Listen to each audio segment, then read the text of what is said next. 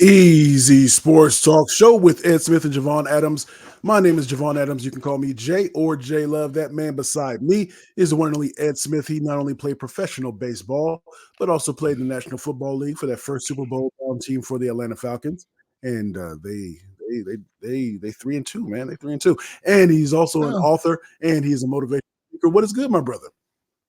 Made it to another Friday, bro. Getting ready for hopefully a nice, relaxing week after all this running around and physical therapy, et cetera, et cetera, et cetera.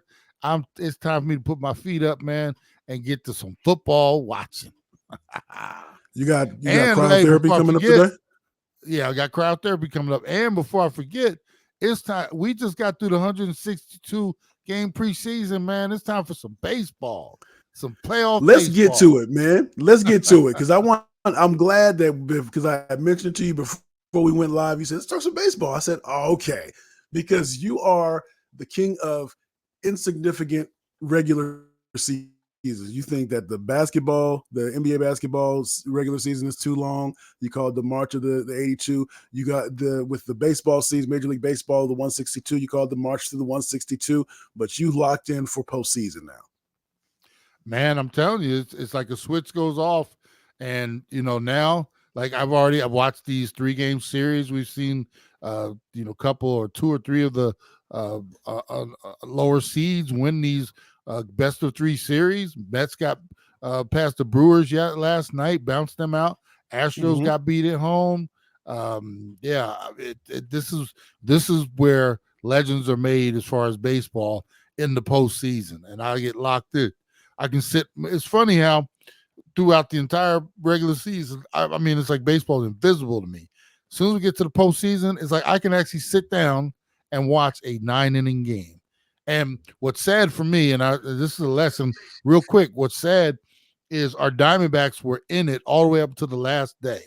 And they had to sit home on an extra day and watch a doubleheader between the Mets and Braves. They If they split, those 2 teams got in. If either team swept, then the Diamondbacks would get in. Now, I said this is a good lesson for my son. I was like, think about this. Diamondbacks at home had to watch a doubleheader by 2 other teams and missed the playoffs by 1 game. Think about a 162 game season.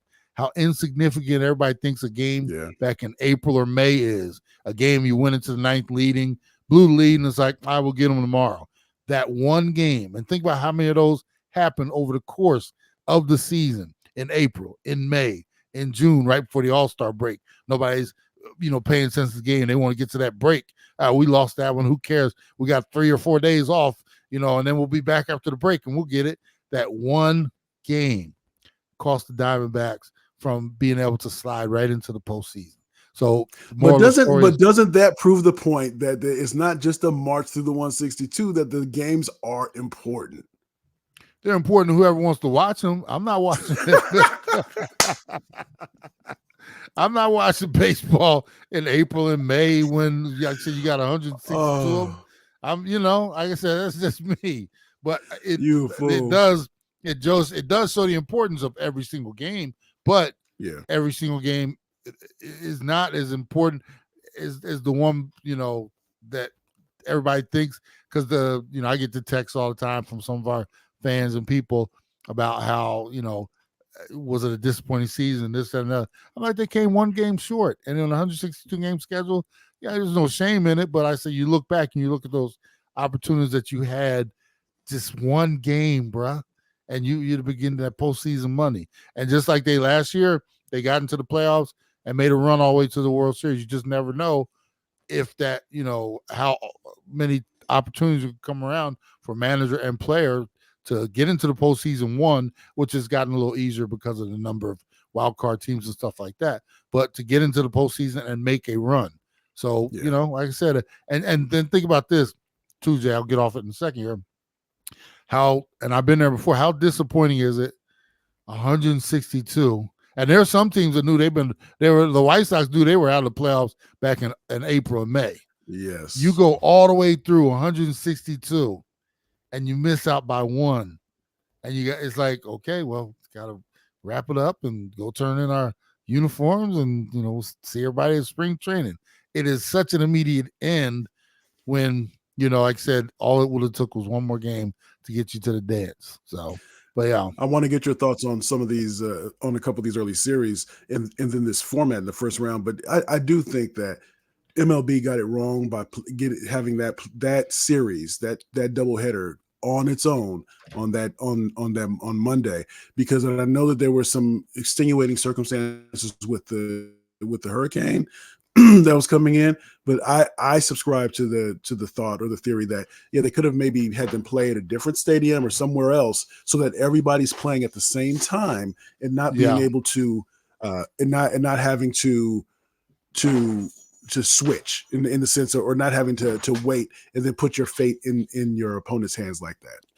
Yeah, whoever won that first game, they weren't going to give a doggone about the second game. So we knew it was going to be a split. And, shame, sad for the Diamondbacks. But once again, I'd say, win one more game, you're not in that position. But, I mean, it is what it is. I still think the Diamondbacks had a good season, just no postseason involved this year. But, yeah, I'm with you on that.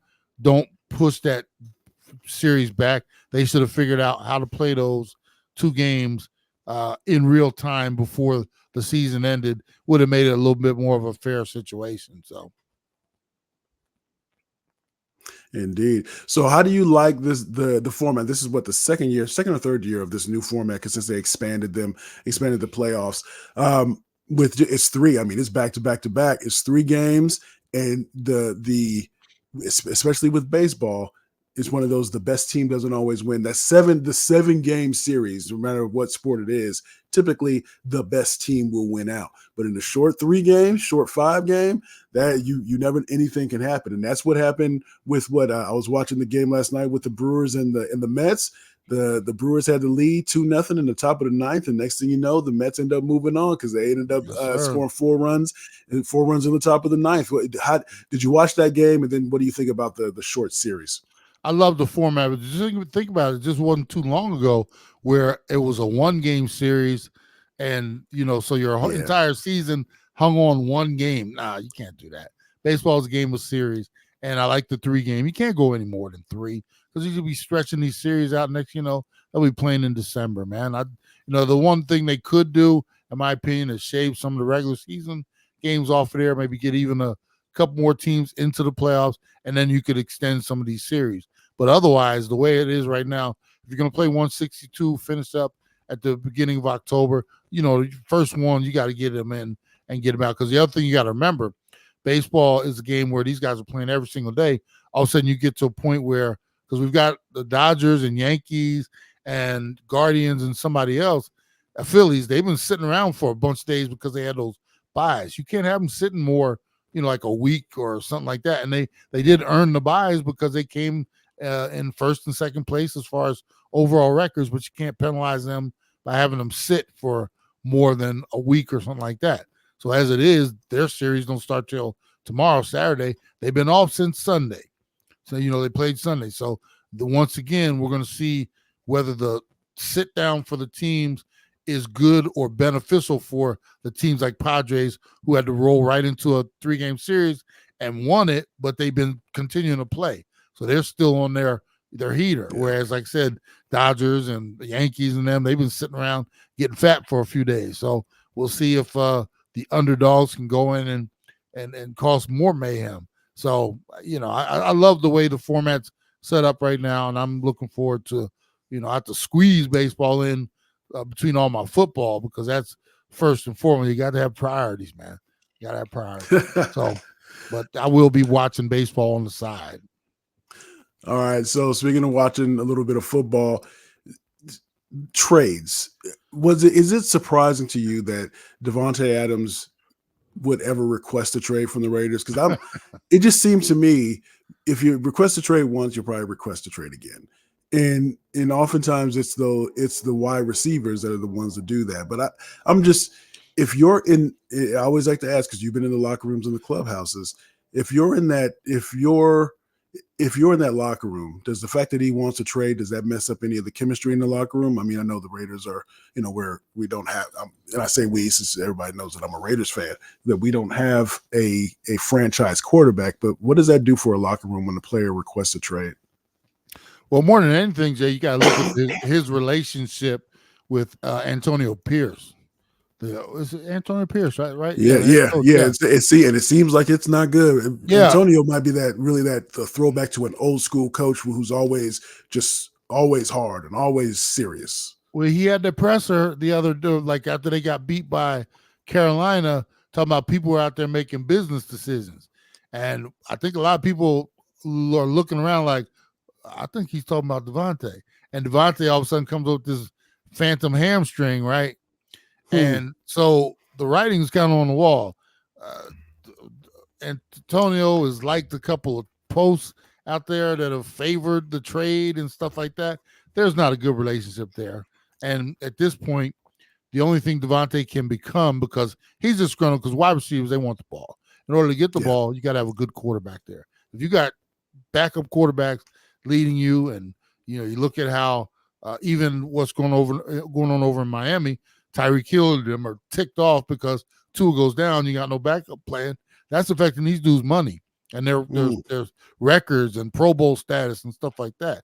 And Devontae's sitting there like, the best y'all could do is Minshew Mania and Aiden whatever, and and we all know the only reason he went to Las Vegas in the very first place because his old college roomie, his dog Carr, was there, and then you ship Carr off, and he feels a little betrayed by that alone, just by itself. So he's ticked off already. The only thing he can become is a distraction.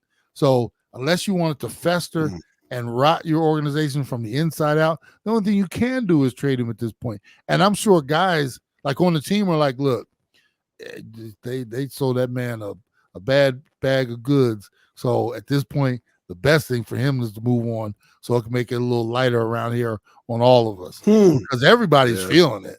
And it's just a bad, you see Devontae with hamstring wrapped walking around the facility or not, coming out to practice. He's on the training table and everybody know he ain't hurt. And then you see him and head coach pass each other in the hallway, not even acknowledge each other. It's tension, bro. It's tension. That's like a bad couple staying together just for the kids. The kids know. And it's like, look, y'all need to just go ahead and separate this and get it over with. So your Raiders are doing the right thing. They could do it less publicly, but they're doing the right thing by just, now here's the deal is you as the Raiders, and I know you should think this as a fan, they got to do what's best for the Raiders, not what's best for Devontae. So if there's a better trader, like because Devontae, we know he wants to either go be reunited with Carr in New Orleans or go back to his old boy with the Jets with Rodgers. I'm not hearing all that. I'm hearing best offer available if I'm the organization. And if he wants to be happy, he can go play in Carolina if they want him. He can go play wherever we send him because it's all right to send him if he wants to trade and wants to get out of here. So we'll see how it all plays out. But I'm sure around the facility, guys are just walking on eggshells because they want it all to be done. Did you happen to watch? I admit it was a long day yesterday, so I saw the highlight of the OT win for the Falcons. I mean, so 3-2 so far with your boy with Kirk D. Cousins. Yeah, after that start against Pittsburgh, we all thought, what the heck is going on here? Kirk looks really good. He's getting his legs under him a little bit and starting to figure out and use those weapons. They didn't even have their running game going last night with Bijan, and he threw for over 500 yards. Imagine how good they could or potentially be if they incorporate the running game with that passing game with all those weapons. I'm not saying they're front runners for NFC champions, but they could make a little noise. I was actually impressed to see what they did. Kudos to Tampa Bay too, because they went into the game 3-1 themselves, and Baker's got a win against Philly, and they went up and won in Detroit. So no shame in losing that shootout to Atlanta, but I think that division is going to be a little bit better than we thought. The only bad seed in that division is Carolina. We still got to find out whether New Orleans is for real or not, but that'll be a competitive division all the way down the stretch. But it was good to see the Falcons get one in yesterday, as you see over my shoulder, my Falcon fandom for my playing days there. As you go into a weekend, so leave me with this. As you go into a weekend, because you're almost like a sports bar where you walk. I know you don't walk into those very often, but you walk in and if I walk in on a Thursday, I can see the good sports bars have, this is the TV where you can watch these two games, the early and late game. This is the TV where you can watch this. Do you start to scope out which ones you're going to be, which games you want to focus more on? Do you do that as well? Let me show you something. Look at this right here. I've already got the game. I've already got all the games printed out, and I got an asterisk next to the ones that are going to be the local games. So those go on the small TV. And then I got the 4-pack, the YouTube, with the package. I know which 4-pack I'm going to put up. And then I got the monitor for the leftover games, so I can flip back and forth through those. And I got the computer screen as well. So I got everything covered, bro. I said, all you need to do is bring the snacks. We got your cold beverages and everything over here. Got the grill going, working, got appetizers. All you need to do is bring some snacks, just as a little appetizer before we get to the main course. But otherwise, we got it all right here, bro. I might end up stopping by. With empty hands too. Steaks on the grill on Sunday. Empty hands. Steaks on the grill on Sunday with some mini lobster tails on the side. Good Lord. Okay. I think I might have to stop by. I think I just might. So saying that, I asked all that to say, and I'm coming because the invite is always open to me. Is there a game of the week, or are there a couple of games that you're really keeping your eye on this week? Let me see here. Obviously, I always have to watch our, or even if it's not about, sometimes the storylines.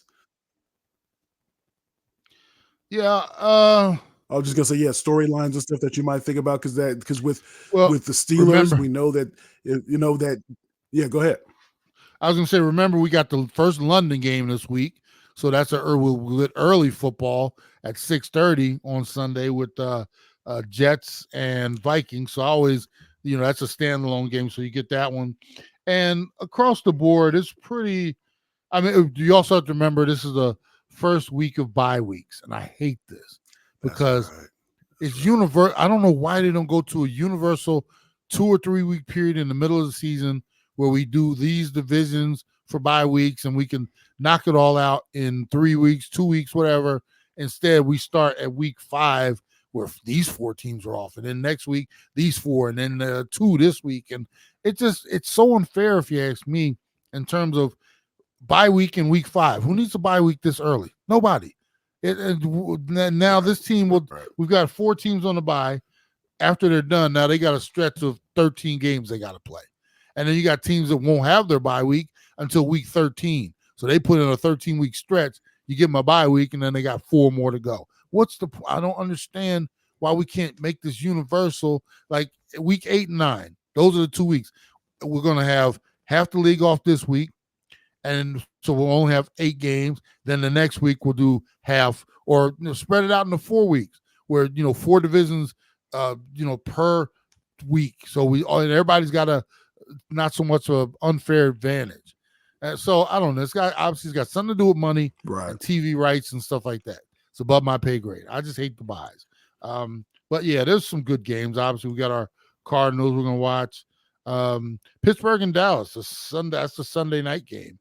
That'll be interesting. Washington, can they keep it up against Cleveland? Cleveland stinks though. And then some other, Houston, Buffalo, in my opinion, is the game of the week. I'm looking to see if Houston are, we're still waiting to see, are either of those teams really, really, really for real? And I think playing against each other, that'll be a good measuring stick for both. Obviously CJ Stroud continuing to do his thing. Josh Allen, obviously we know what he can do. I think that for me is the game of the week though. All right. He is Ed Smith. I'm Javon Adams. We do this thing 3 times a week, Monday, Wednesday, Friday. Make sure you tell a friend what we have going on here. You can also go to easysportstalk.com and subscribe to the YouTube channel at The Easy Sports Talk Show. Again, at The Easy Sports Talk Show. Don't forget, we also do, and Ed alluded to this just a moment ago, we do another pod that covers the Arizona Cardinals. It's called Believe in the Arizona Cardinals, BLEAV, in the Arizona Cardinals. So tell a friend that knows that's a Cardinals fan, or tell somebody else, that a family member who's a Cardinals fan or friend, to check that out. But as we always like to say around this time, you can